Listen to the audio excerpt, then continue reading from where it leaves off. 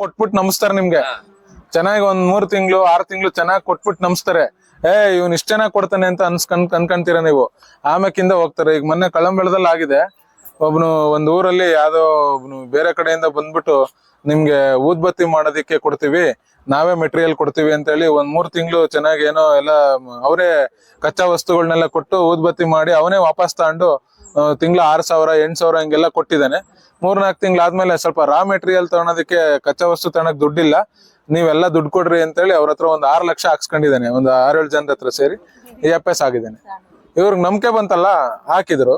ಇವಾಗ ಪೊಲೀಸ್ ಅವ್ರಿಗೆ ತಂದು ಕಟ್ಟಿರು, ಈಗ ಅದನ್ನ ಬಿಡಿಸ್ಕೊಡ್ರಿ ಕರ್ಸ್ಕೊಡ್ರಿ ಅಂತ ಹೇಳಿ. ಅದಂತವಕ್ಕೆಲ್ಲ ನೀವು ನಂಬೇಡ್ರಿ. ನಂಬಿಟ್ಟು ದುಡ್ಡು ಹಾಕೋದು ಮಾಡ್ಬೇಡ್ರಿ. ಒಂದು. ಎರಡನೇದು, ಮೊನ್ನೆ ಇತ್ತೀಚೆಗೆ ಪಟ್ನಾಯಕ್ನಲ್ಲಿ ಸ್ಟೇಷನ್ ಹತ್ರ ಒಂದು ಚೈನ್ ಕಿತ್ಕೊಂಡು ಹೋಗ್ಬಿಟ್ಟಿರೋ ಇಂಥ ವಯಸ್ಸಾಗಿರೋರ್ದು ಒಂದು ಇದ್ರಲ್ಲಿ ಪಲ್ಸರ್ ಗಾಡಿನಲ್ಲಿ ಬಂದ್ಬಿಟ್ಟು. ಅದು ಒಂಟಿ ಮನೆ ಇರ್ತತೆ. ಅಜ್ಜಿ ಹತ್ರ ಬಂದ್ಬಿಟ್ಟು ಯಾರೋ ಪರಿಚಯ ಇದಿರೋ ಅಂತಾರ, ಅಜ್ಜಿ ಪಕ್ಕದ ಮನೆಯವ್ ನಾಗರಾಜ, ಯಾಕಜ್ಜಿ ಹುಷಾರಿಲ್ವೇನಜ್ಜಿ ಜ್ವರ ಬಂದೈತೆ ಅಂತ ಹಿಂಗ್ ಮುಟ್ಟ ತರ ಮಾಡ್ಬಿಟ್ಟು ಚೈನ್ ಕಿತ್ಕೊಂಡು ಹೊರಟೋಗೋನೆ.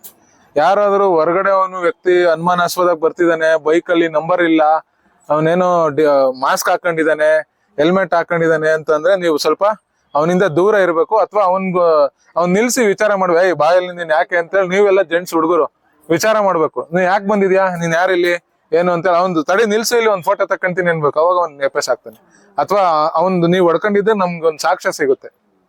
ಅರ್ಥ ಆಯ್ತಾ? ಇವ್ರು ಅವಾಗ್ಲೇ ಹೇಳಿದ್ರಲ್ಲ, ಏನಾದ್ರು ಕಳ್ತನ ಆದ್ರೆ ಅಥವಾ ಏನೇ ಒಂದು ಅಥವಾ ಆಕ್ಸಿಡೆಂಟ್ ಆದ್ರೆ ಅಥವಾ ಏನೋ ಯಾವ್ದಾದ್ರು ರಾಬರಿ ಆದ್ರೆ ಏನಾದ್ರು ಆದಾಗ ನೀವು ಆ ಮನೆ ಬಾಕ್ಲು ಎಲ್ಲ ಹೋಗಿ ಮುಟ್ಟೋದು ಟಚ್ ಮಾಡೋದು ಮಾಡಬಾರ್ದು. ಯಾಕೆಂದ್ರೆ ಅವ್ರ ಫಿಂಗರ್ ಪ್ರಿಂಟ್ ಇರ್ತಾವಲ್ಲ, ಅವು ನಮ್ಗೆ ಸಿಗ್ತವೆ. ನಾವು ಬಂದು ಅವ್ನ್ ತಗೊಳ ತನಕ, ನಮ್ದು ಪೊಲೀಸ್ ನಾಯಿ ಬರೋ ತನಕ ಆ ಸಾಕ್ಷಿ ನಾಶ ಮಾಡಕ್ ಹೋಗ್ಬಾರದು. ಅರ್ಥ ಆಯ್ತಾ? ಈಗ ನೋಡ್ರಿ, ನೀವೆಲ್ಲ ಇಷ್ಟ ಜನ ಬಂದ್ ಕೇಳಿಸ್ಕೊಂಡ್ರಲ್ವಾ? ಈಗ ಕೇಳಿಸ್ಕೊಂಡಿಲ್ದವ್ರಿಗೆ ಬಹಳ ನಷ್ಟ ಆಯ್ತಾ? ನಿಮ್ಗೆ ಇಷ್ಟೊಂದ್ ಅಲ್ಲ ಜಿ, ಬರ್ದಿಲ್ದವ್ರಿಗೆ ನೀವ್ ಮನೆಗೆ ಹೋಗಿ ಹೇಳಕ್ ಆಗ್ತತಾ? ಇಲ್ಲ ತಾನೆ? ಹಂಗೆ ಕೇಳಿಸ್ಕೊಂಡಿದೀರಾ, ಇದನ್ನ ಸದುಪಯೋಗ ಪಡಿಸ್ಕೊಳ್ಳಿ. ಅದೇ ರೀತಿ ನಿಮ್ ಕಡೆಯಿಂದ ನಮ್ಗೆ ಏನ್ ಸಹಕಾರ ಬೇಕು ಅಂದ್ರೆ, ಯಾವ್ದಾದ್ರು ಒಂದ್ ಕೇಸ್ ಆದಾಗ ಒಂದ್ ಪಂಚನಾಮೆಗೆ ಪೊಲೀಸರು ಕರೆದ್ರೆ ದಯವಿಟ್ಟು ಬನ್ನಿ. ಅಥವಾ ಬೇರೆ ಇನ್ನೊಂದ್ ಏನ್ಕೋ ಸಾಕ್ಷಿಕ್ ಬೇಕು ಅಂತಂದ್ರೆ ಬನ್ನಿ. ಇವತ್ತು ಒಬ್ರಿಗೆ ಆಗಿರ್ತೈತೆ, ಇನ್ಯಾರಿಗೋ ನಾಳೆ ನಿಮ್ಗೂ ಆಗ್ಬೋದು.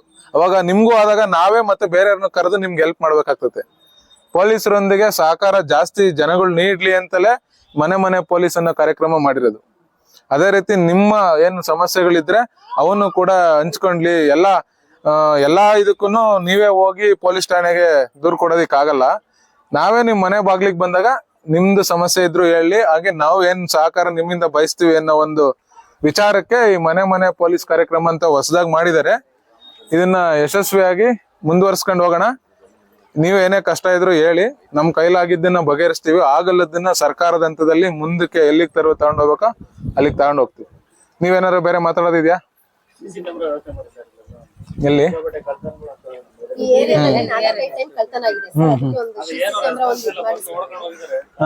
ಅಲ್ಲ, CC ಕ್ಯಾಮ್ರಾ ಅಂತಂದ್ರೆ ನಮ್ಗೆ ಯಾವ್ದು ಫಂಡ್ಸ್ ಬರಲ್ಲ ಗೊತ್ತಲ್ವಾ? ನಮ್ಗೆ ಪೊಲೀಸ್ ಸ್ಟೇಷನ್ಗೆ ಯಾವ್ದು ಫಂಡ್ಸ್ ಬರಲ್ಲ. ಅಲ್ಲ, ಗೊತ್ತಾಯ್ತು. ಬಟ್ CC ಕ್ಯಾಮ್ರಾ ಹಾಕ್ಸೋದಿಕ್ಕೆ ನಮ್ಗೆ ಯಾವ್ದು